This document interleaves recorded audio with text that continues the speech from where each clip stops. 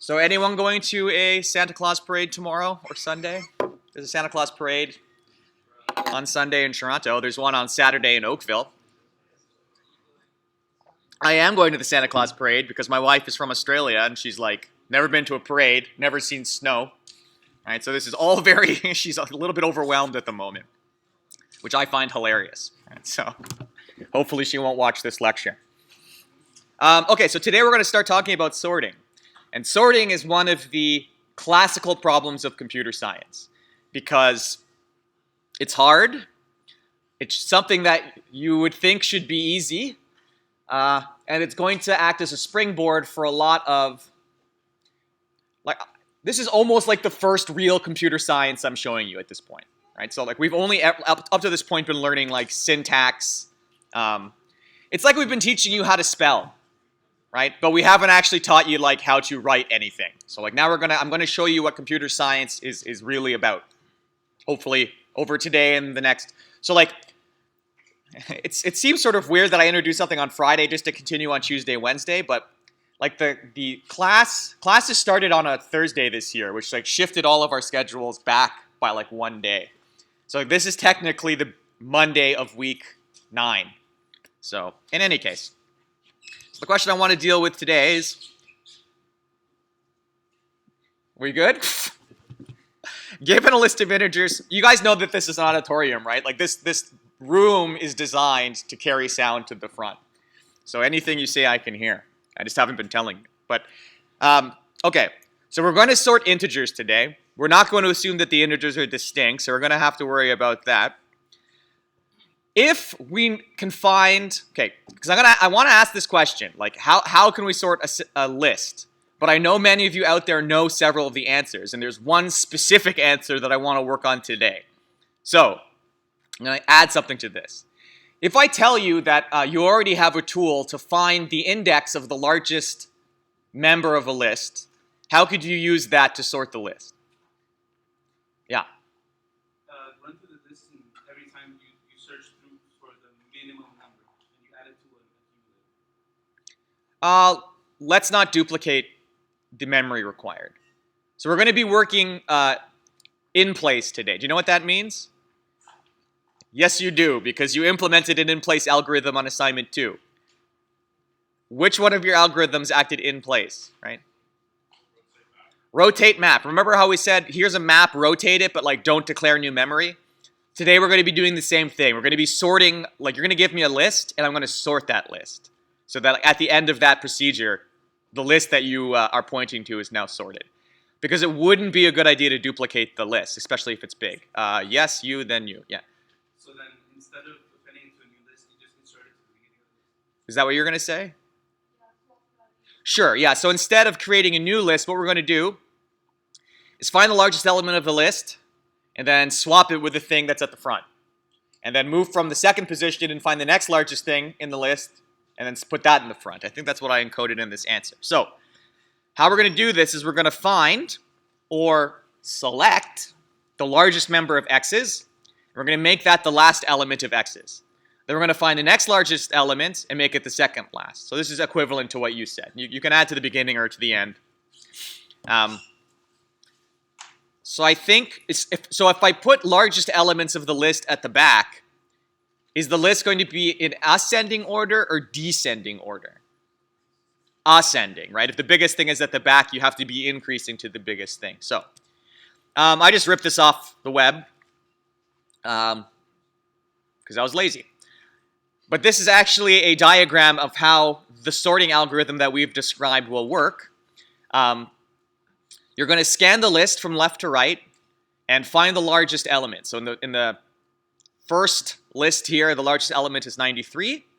And you're going to swap 93 with 20. Right? So 93 gets put in the end, and 20 gets put here. Then we're going to find the second largest thing in the list. That's 77. And I'm going to swap it with the end. Now, we're not actually going to... We don't actually have any way of finding the second largest thing in the list, right? What we are actually doing is finding the largest member of the list minus the stuff that's already sorted. So if you notice, if we look at the back here, at this point, 0 elements from the back are sorted, 1 element from the back is sorted, then 2, then 3, then 4, then 5, 6, 7, 8, 9, right? So like the back of the list is sorted, right? So we can stop searching for the largest thing as soon as we hit the front of the list that will be sorted. So we're going to try and implement this. Okay, so here are our tasks for today, and hopefully it's going to take up the whole time. I want to implement selection sort, so this sort. I want to do it in 2 meaningfully different ways, right? I don't know really how to define what different means, but all I can say is that we'll look at it and we'll know that it's different or too similar, right? Write a function that times, in seconds, how long a function takes to run.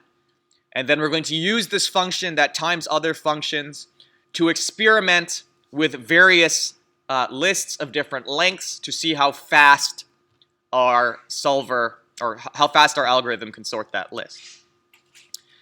Okay, so I'm going to now move to this. It's Friday, right? Thank God. Yep.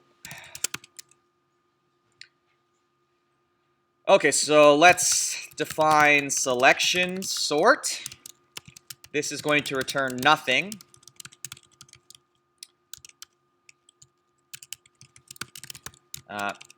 Sorts a list in place. In ascending order.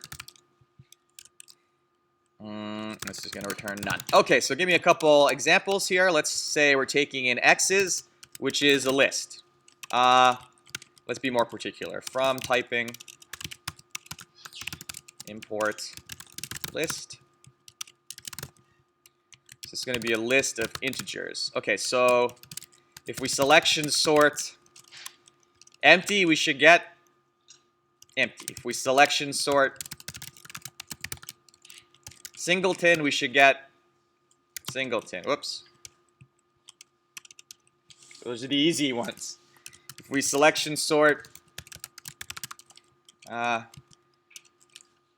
5, 1, 8, 6. 1, 3, 5, 6, 8. Yeah? Okay. I don't think there are many edge cases here beyond this one. Oh, if you want. So I'll just change this to a negative.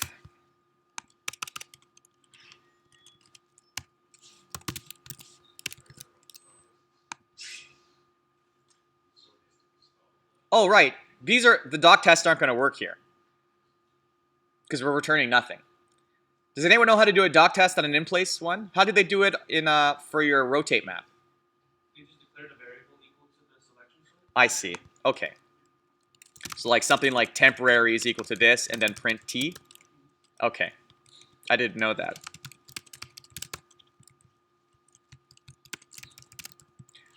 So docstring testing is really just testing the last input-output match. Yeah? Cool beans. All right, so we all learned something, which is remarkable for this class. Okay, so what's our strategy here? So we're going to, all right, well, we need to be able to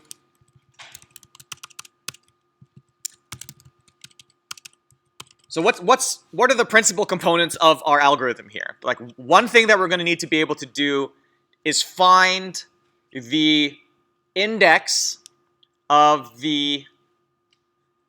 Okay, so how are we doing this? We're adding biggest stuff to the back. Is that going to screw us somehow?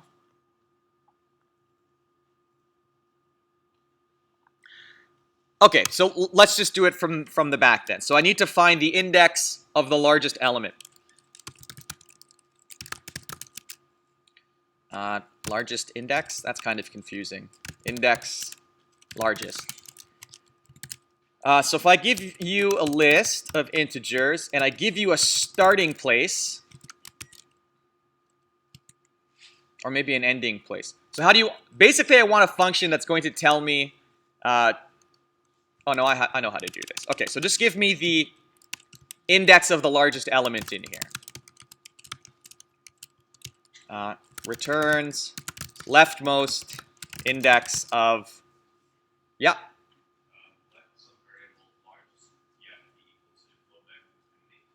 Oh yeah, we'll do it. I'm just trying to make sure that we're setting these things up right so the selection sort is going to work properly. And I think maybe this should be the rightmost index of largest element in X's. Okay, so sorry, go again. You want to have some type of answer.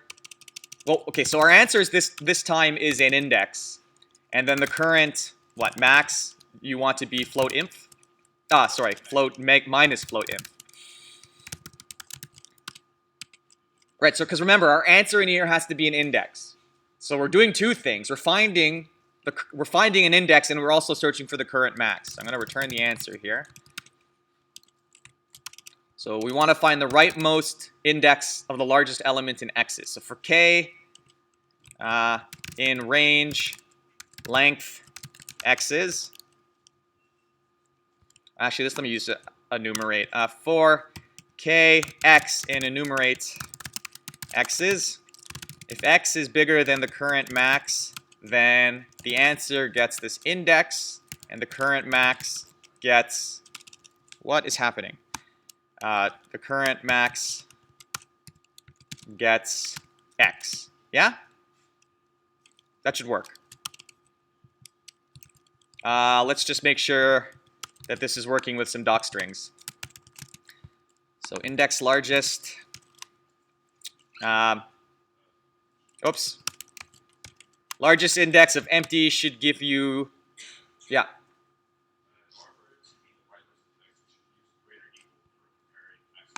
Oh, good catch. Good catch. Everyone hear what he said? Because we're looking for the rightmost index, this comparison had to be greater than or equal to. Because if I found a 7 at 3, and there was also a 7 at 9, right, I have to be able to say, oh, this 7 is also maximum, so move to that one. If I didn't put if it was strictly greater than, I would find only the index of the first largest thing. Okay, so that was a good catch. So what should the largest index in a empty list be?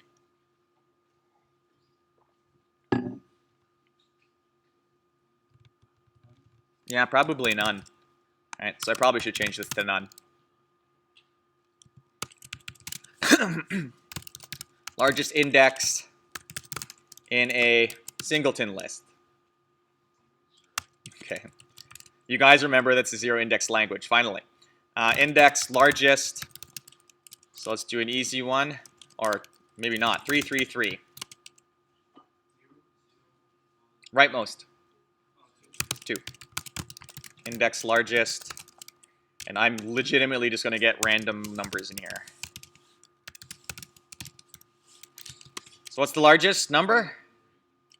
Okay, but it's 8 and it's at 0, 1, 2, 3. Okay, great.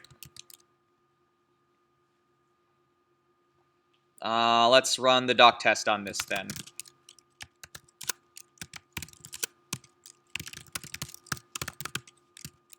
Doc test mod. Yeah, I don't care. Because that's for the other one.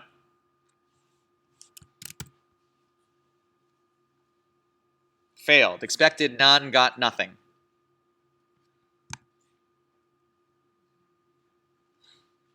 That should have worked.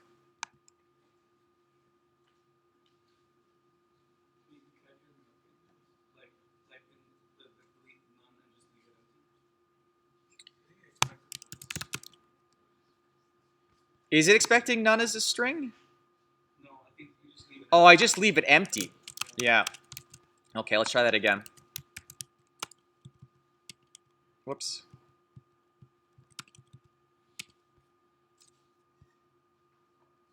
Okay, yeah, that worked. So these are all errors for the, those are all errors for the selection sort.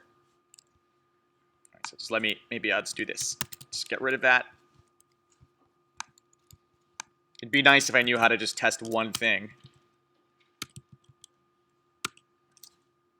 Right, we passed. Put that back. Okay, so Now I can find the rightmost index of the largest element of a list. Okay, so now let's go back into selection sort. And what do we got to do here? So the procedure works like this. Find the index of the largest member of the list. And then put that thing at the back of the list.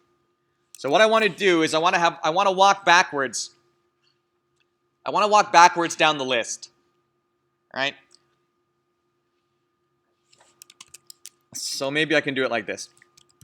For what do I have? K. In range, the length of x's. The index for the largest, what did I call it? Index largest. The index largest of x's. And I want to say something like this.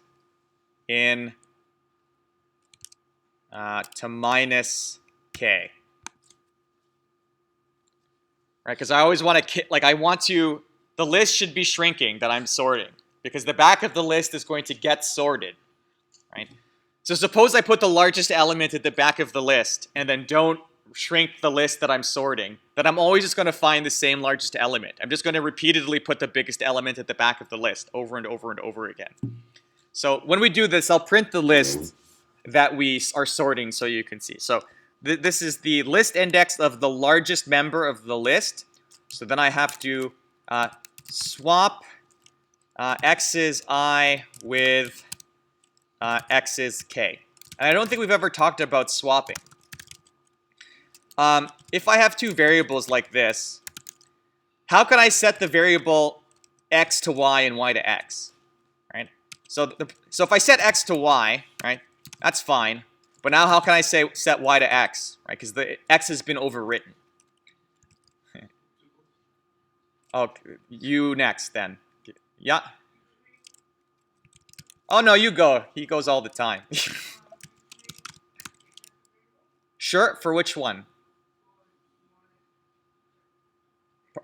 Sure, so we'll create a temporary variable for x. Then we'll set x to y. Then we set y to temp. Right? If anyone took high school computer science, like this swapping should have been something that you've seen. Okay, I'm going to show you the Pythonic way now to swap. Here's x. Here's O. If I have x equals to 1 and y equals to 0, I can say xy is equal to yx. And this actually handles the instantiation of a temporary variable. So you can quickly swap variables using a tuple. Okay. So now I can swap by doing this.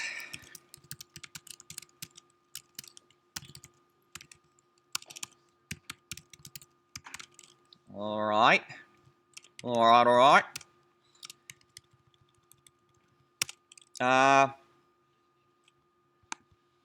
Is that it? I think this is it. Okay, so what I'm going to do is I'm going to print the list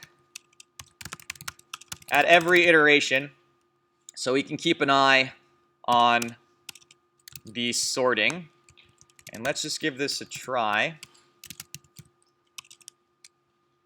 I think it's going to be helpful if I can generate a random list. Is there a way to generate a random list? Let's see.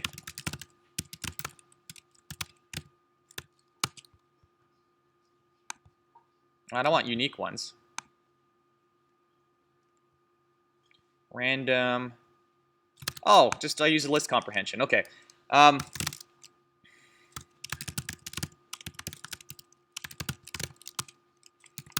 here's how I can get a set of random integers. I'm going to say give me random integers from, I don't know, -10 to 10 for x in range 10. It should give me 10 random integers.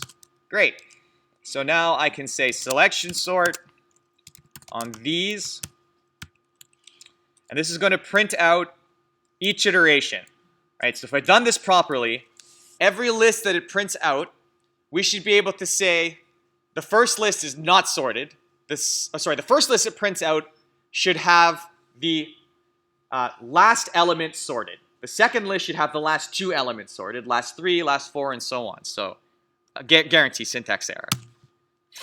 Yeah? What did I do?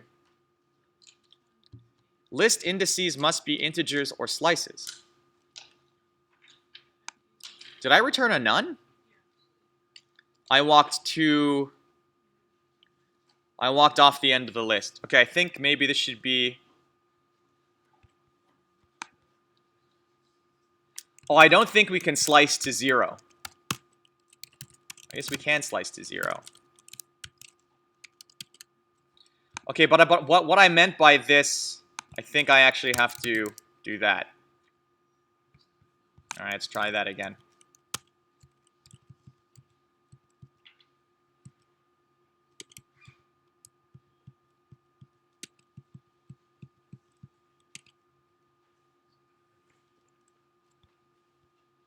What's happening? 9, 3, minus 6. Okay, so this all this is totally borked.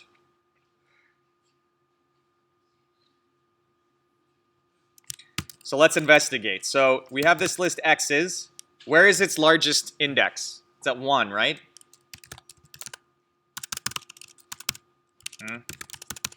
Index largest? Oh, yeah.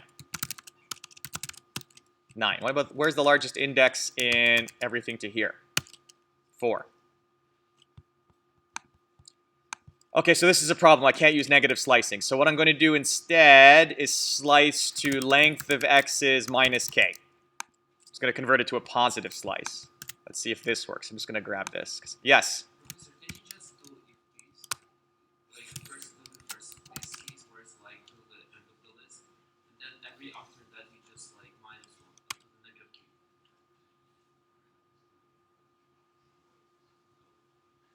Now it's not doing anything. This is very bizarre.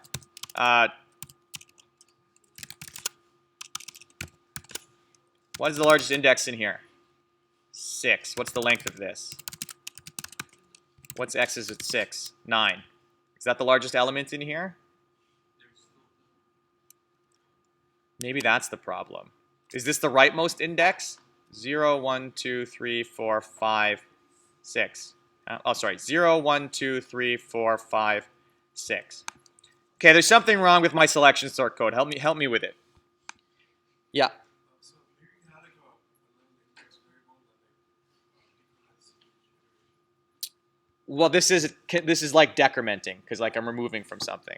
So what I'm trying to say is give me the largest index of the list that is like the list X is like removing its last elements that have been sorted. Yeah. where the line of I equals, we have the square bracket relate as class K, including column. Should the column be right before the square bracket right after? Like I'm saying I want to slice to the end of the list. Right, yeah. Then should we still have the slice notation outside of the beginning of the second object of the slice? What? Like, should we move that square bracket one unit right, the column one unit left? You want me to move this colon right? Oh wait, hang on, sorry about that. X is never mind. Yeah, I'm slicing to the end, right? So it's beginning to end exclusive. All right, so let's. Does everyone see what I'm trying to do? So why isn't it working? All right, so I'm going to print out also I. So it tells me two things. Well, at least we're not going to finish early today.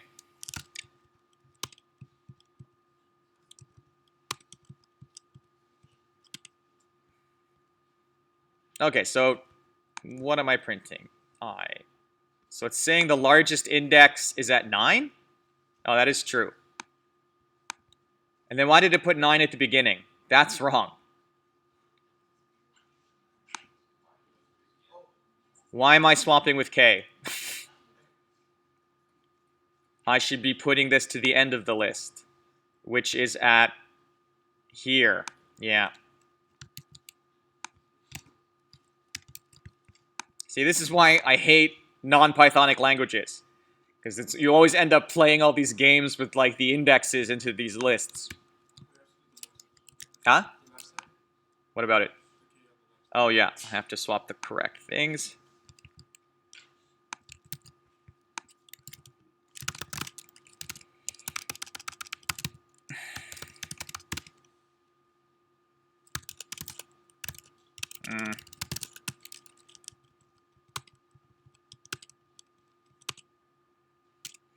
I quit. Life.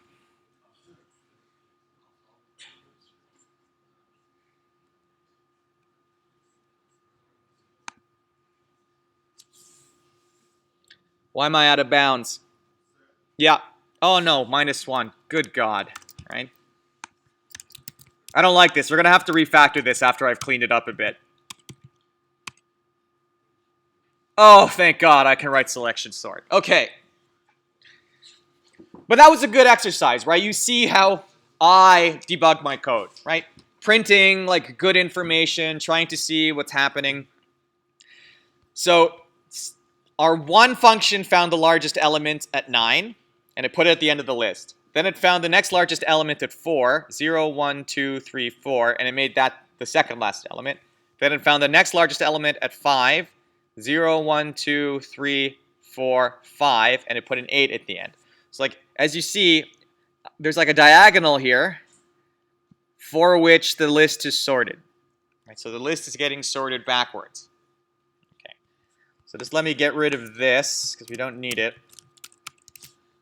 Good God. Okay, so how can I make this better code? So a lot of length of x's minus k. Okay, so what I want to try to do instead is say 4k in range of the length of x's. I want to start there and I want to end at 0, right? I want to count down by -1.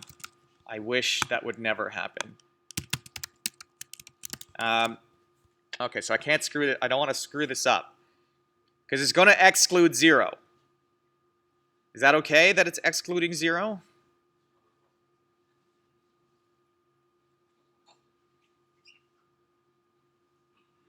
The first one's okay. We'll just give it a try. So, and if not, I'm going to regret it. Actually, just let me duplicate the loop.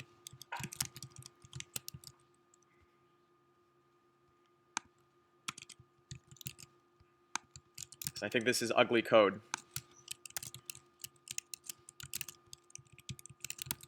Okay, so I'm going to say for range length of x's to 0 by -1. Then I should just be able to change this with a k. All the length x's minus k can be exchanged with a k. But I definitely can't walk to 0 because k minus 1 is going to... So maybe this has to be like this. Let's see if that will work.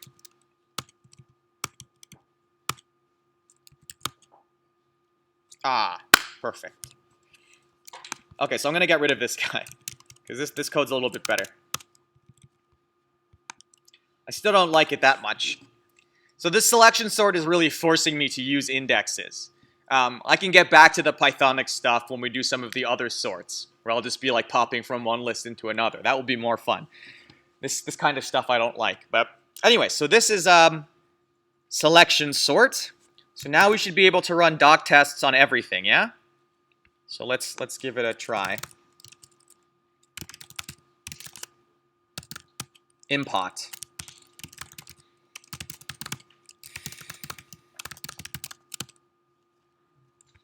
What did we fail? Expected nothing? All right, everything's expecting nothing. Wait, that doesn't make any sense.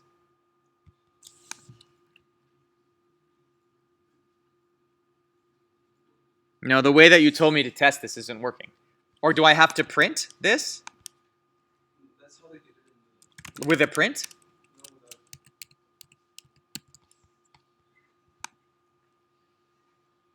the, no, Expected 1 and got nothing. Well, let me try this.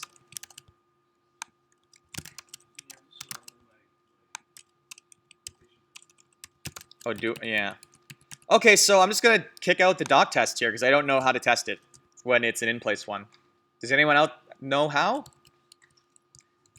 All right, let's just look at your example then. okay, I got it. It was in your assignment, wasn't it? Yeah, I got it. Okay, tell me. You gotta equal t to the list first, then selection sort t, because you're equaling t to the procedure, which returns nothing. Yes. Yes, you're correct. Okay. So this should be like this. Yeah. And then this should be like this. That should be like this. Okay, you're right.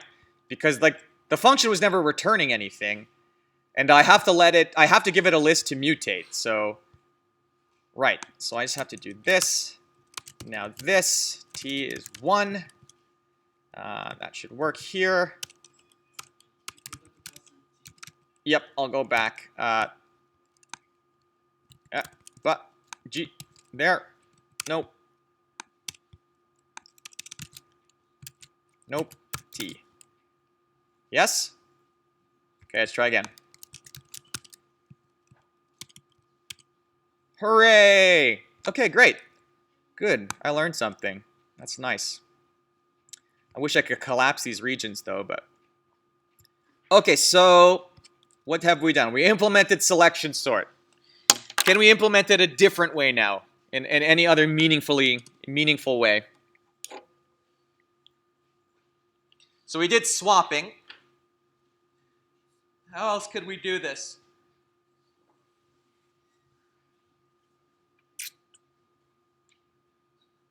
Yeah. Use the insert. Like instead of swapping, just inserting the number at the end. No, but that's insertion sort. I don't want to change, like I want to implement selection sort again, like using a different way. Yeah.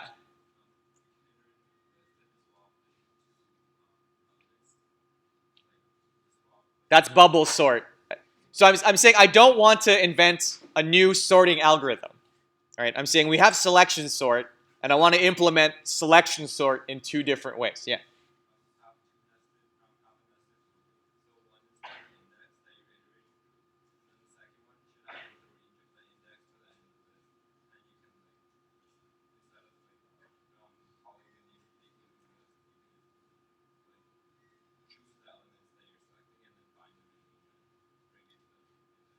Okay, So like my idea was just to use list slicing, right? So if I have this x's, and like I want to remove 2, like I can say x's gets x's to 2 plus x's 2 plus 1 onward, right? Okay, well I removed 3. I think if I shifted everything, I forgot that this is a 0 index language. Okay, let's try that again. If x's is 1, 2, 3, and I want to get rid of the 2, that means x's have to be x's, and I slice to 1, and then I slice from 2 onward. Great. So like this is a way that I could remove something, and then actually I can then take x's at 2 and add it to the end like this. Oh, there is no 2. Sorry, x is at 1. Oh, sorry. I already got rid of it. And so this would be a way that we can sort of like move something to the end. Yeah. Wouldn't that run us into the same problem of using more memory than necessary? Like, because before we were just mutating the list. Here we have to create, like, that new list is another pointer. Does it? Like I think access to the old list is totally destroyed, right? I don't think anything else is new in memory. Like I think I've just moved around pointers, right? So this list is actually a linked list, right? So you have 1 goes to 2, goes to 3, goes to 4, and I've just sort of like removed something in the middle of the list and like put the pointer around. Okay, you know what? Maybe we'll just oh geez, we don't have much time left, so let's abandon this. Write a function that times how long in section. Blah, blah, blah. Write a function that times how long in seconds another function requires to return when given an input. Okay, so I want to show you how to time things, but it's a little bit hairy. So there's this from time it, import time it.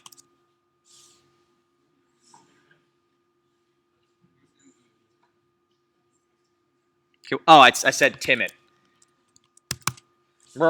Okay, so from time it, import time it. So I can have something like foo, and then I can have foo perform some like complicated expression, like return 2 to the power of 600. Whoops. Okay, so now I can say time it, time this function, and do it once. Okay, so normally when you time something, do you guys know how your operating systems work? So do you know what multitasking is? So your computer doesn't focus on one task at a time. That would be a disaster, right? It can't lock you out from the keyboard when playing a YouTube video.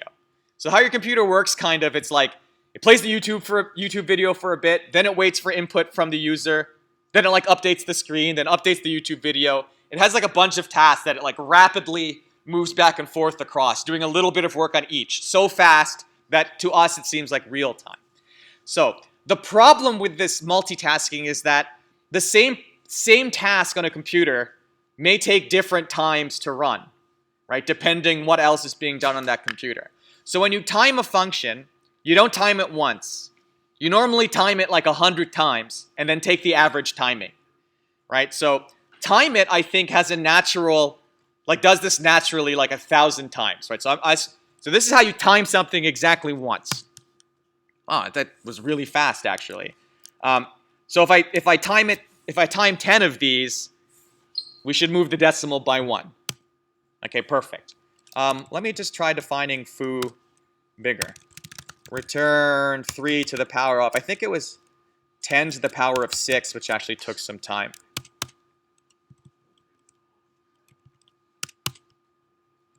Not too bad, right? I can do 3 to the power of 1,000,000, and that only takes like 1/10 of a second. Okay, so now, because some of you still are insistent on printing stuff, I'm going to now write a different function, which prints 2 to the power of 10 to the power of 6, and then returns nothing. Let's time it with time it. And you're going to see the other reasons I'm irritated by prints, because it's going to print all of this stuff. But let's see how long. So it took how long to do this for the other guy? Like 0.08 seconds? I was going to enjoy my coffee. 1.2. Double. Double! Right? And this is just going to compile. So if I time this, I don't know, 5 times. Yeah, 0.39. So let's time the other one 5 times now.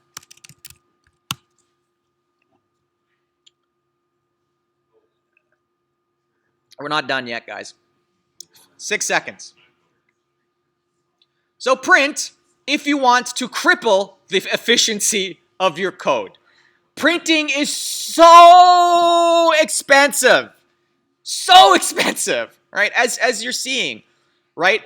So the lion's share of the work by bar is printing, not computing, printing, right? So if this doesn't convince you, I don't know what else to tell you. It's going to cripple the efficiency of your code, so stop printing. And it's also going to do irritating stuff like fill up my console with like, oh, yep, it crashed. Oh no. Do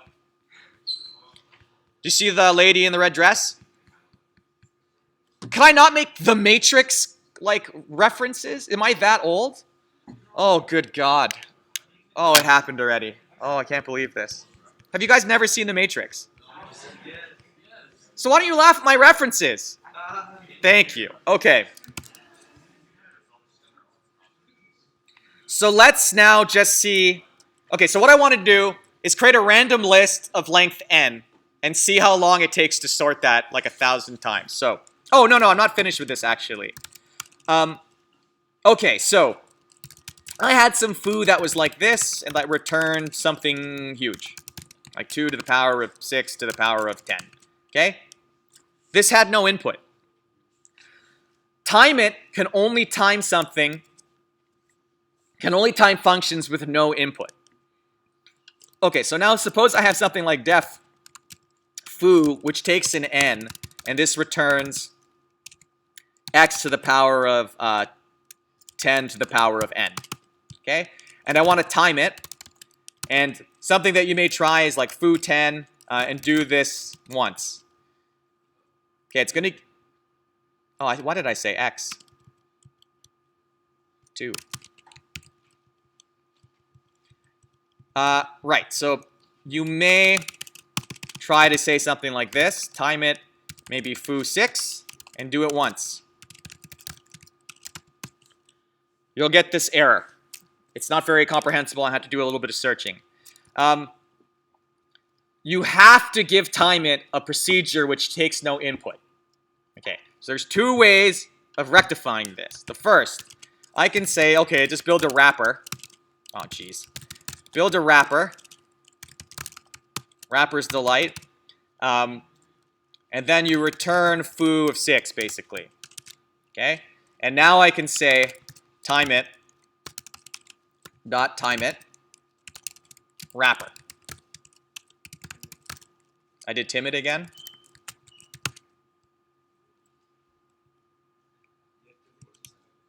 No, I also did this. Am I losing it? Did I not import it?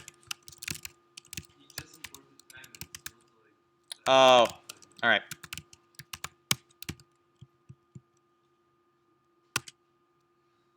you can switch on one shoot. I think All right, I'm quitting. Hold on. I'm going to go back in. it's referring to not to the module, but to the function itself. Yes, you just need time and Not timing, not timing, just timing. Oh, I'm an idiot. Because now I got rid of how much time do I have? Okay, give me these 3 minutes. So there's foo with an input. There's return 2 to the power of n. Okay. So we can't time it foo. This won't work. Right? But I can say define me a wrapper. And then put in here foo of like 6. And let's return this. And now we can say time it wrapper. Do it once. Okay? Or, do you remember what these lambda functions that scared you guys? Look, now it's a function with no input. Okay, so there's 2 ways of doing this. Obviously, the second way is a little bit easier, right? Because all you have to do is throw a lambda in front of it. So let me just prove to you that that's about the average time. Okay, so maybe, I'm going to post this online. And over the weekend, I want you to run some experiments, right, to see what is the effect of increasing the list by 10 on the timing. I want to suss out what relationship the length of the list has to the processing time of that list. You guys have a good weekend, and please drive and travel safe. Right? People have forgotten how to drive.